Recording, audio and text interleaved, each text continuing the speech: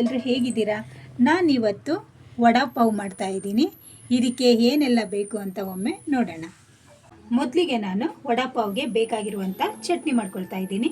ಅದಕ್ಕೆ ನಾನು ಸ್ವಲ್ಪ ಕೊತ್ತಂಬರಿ ಸೊಪ್ಪು, ಸ್ವಲ್ಪ ಪುದೀನ ಸೊಪ್ಪು ಮತ್ತು ನಾನು ಹಸಿಮೆಣಸಿನ್ಕಾಯಿನ ಸೇರಿಸ್ಕೊಂಡು ಸ್ವಲ್ಪ ನೀರು ಹಾಕ್ಕೊಂಡು ನಾನು ಗ್ರೈಂಡ್ ಮಾಡ್ಕೊಳ್ತೀನಿ. ಈಗ ಚಟ್ನಿ ರೆಡಿಯಾಗಿದೆ. ನಾನು ಇದನ್ನು ಸಣ್ಣ ಬೌಲ್ನಲ್ಲಿ ಹಾಕಿಟ್ಕೊಂಡಿದ್ದೀನಿ. ನೆಕ್ಸ್ಟು ನಾನು ಆಲೂಗೆಡ್ಡೆನ ಬೇಯಿಸ್ಕೊಂಡು ಈ ರೀತಿ ಸ್ಮ್ಯಾಶ್ ಮಾಡಿ ಇಟ್ಕೊಂಡಿದ್ದೀನಿ.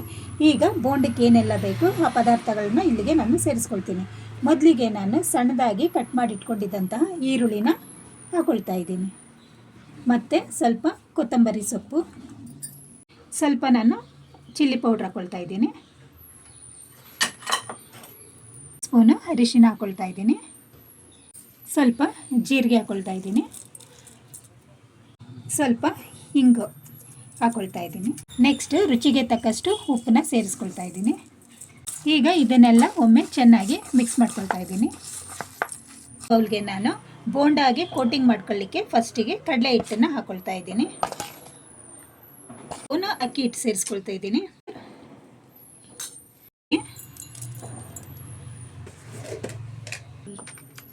ರುಚಿಗೆ ತಕ್ಕಷ್ಟು ಉಪ್ಪು, ಸ್ವಲ್ಪ ಹಿಂಗೆ ಹಾಕ್ಕೊಳ್ತಾ ಇದ್ದೀನಿ. ಸ್ವಲ್ಪ ನೀರು ಹಾಕಿ ಅದನ್ನು ಮಿಕ್ಸ್ ಮಾಡ್ಕೊಳ್ಳೋಣ. ಸ್ವಲ್ಪ ಫಸ್ಟಿಗೆ ಗಟ್ಟಿಯಾಗೆ ಮಾಡ್ಕೊಳ್ಳಿ, ತುಂಬ ತಿಳಿ ಮಾಡ್ಕೊಳ್ಳೋದು ಬೇಡ. ಇವಾಗ ಕೋಟಿಂಗ್ ಮಾಡಿದ್ದು ರೆಡಿಯಾಗಿದೆ. ಈಗ ನೆಕ್ಸ್ಟು ಆಲೂಗೆಡ್ಡೆ ಮಿಕ್ಸನ್ನ ನಾವು ರೌಂಡ್ ಮಾಡಿ ಇಟ್ಕೊಳ್ಳೋಣ. ಸಣ್ಣ ಸಣ್ಣದಾಗೆ ರೌಂಡ್ ಮಾಡ್ಕೊಳ್ಳೋಣ, ದಪ್ಪದಾಗಿ ಮಾಡ್ಕೊಳ್ಳೋದು ಬೇಡ. ಈ ಸೈಜಲ್ಲಿ ರೌಂಡ್ ಮಾಡಿ ಇಟ್ಕೊಳ್ತೀನಿ ಎಲ್ಲನೂ ನಾನು. ಈಗ ಎಲ್ಲನೂ ರೌಂಡ್ ಮಾಡಿ ಇಟ್ಕೊಂಡಿದ್ದೀನಿ ನಾನು. ಈಗ ಬೋಂಡ ಮಾಡ್ಕೊಳ್ತೀವಿ ನಾವು. ಎಣ್ಣೆ ಬಿಸಿಯಾಗಿದೆ. ಈಗ ನಾನು ಒಂದೊಂದಾಗಿ ಎಣ್ಣೆಗೆ ಬಿಡ್ತೀನಿ. ನೋಡಿ, ಈ ಥರ ನಿಧಾನವಾಗಿ ಬೋಂಡನ ರೆಡಿ ಮಾಡ್ಕೊಳ್ಳೋಣ. ಎಣ್ಣೆಯಲ್ಲಿ ಫ್ರೈ ಮಾಡ್ಕೊಳ್ಳೋಣ. ಈ ರೀತಿ ಮೀಡಿಯಮ್ ಫ್ಲೇಮಲ್ಲೇ ನೀವು ಫ್ರೈ ಮಾಡ್ಕೊಳ್ಳಿ, ಉರಿ ಹೆಚ್ಚು ಕೊಡೋದು ಬೇಡ. ಈ ರೀತಿ ಈಗ ಚೆನ್ನಾಗಿ ಫ್ರೈ ಆಗಿದೆ. ನಾನೆಲ್ಲ ಬೋಂಡನ ಈಗ ಎಣ್ಣೆಯಿಂದ ತಗೊಳ್ತಾ ಇದ್ದೀನಿ. ಅಷ್ಟು ನಾನು ಪಾವ್ ರೆಡಿ ಮಾಡ್ಕೊಳ್ತೀನಿ. ಅದಕ್ಕೆ ನಾನು ಸ್ವಲ್ಪ ತುಪ್ಪ ಹಾಕ್ಕೊಳ್ತಾ ಇದ್ದೀನಿ.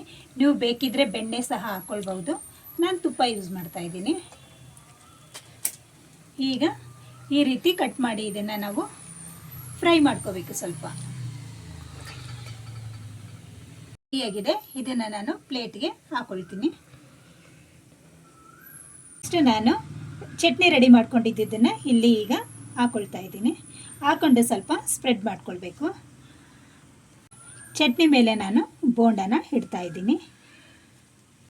ನೆಕ್ಸ್ಟ್ ನಾನು ಫ್ರೈ ಮಾಡಿದಂತಹ ಗ್ರೀನ್ ಚಿಲ್ಲಿನ ಇಡ್ತಾ ಇದ್ದೀನಿ.